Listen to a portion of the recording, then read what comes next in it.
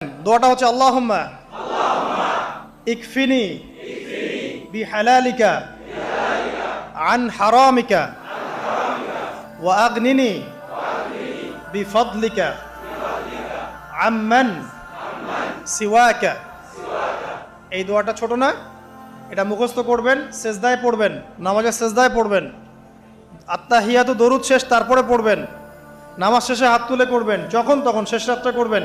ইনশাআল্লাহ দেখবেন আপনার ঋণ বলতে কিছু থাকবে না ইনশাআল্লাহ।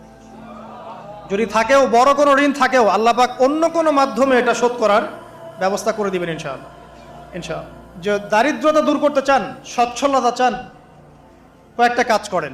এই যে বললাম, 1 নাম্বার সূরাতুল ওয়াকিয়া তেলাওয়াত করেন, 5 ওয়াক্ত নামাজ জামাতে পড়েন, ডেইলি কিছু সময়ের জন্য কোরআন তেলাওয়াত করেন, আর আল্লাহর কাছে রিজিক চান, জিকির বেশি বাড়ায় দেন। পারবেন না ইনশাআল্লাহ? আমার জীবনে এমন ঘটনাও ঘটেছে, এটা এখন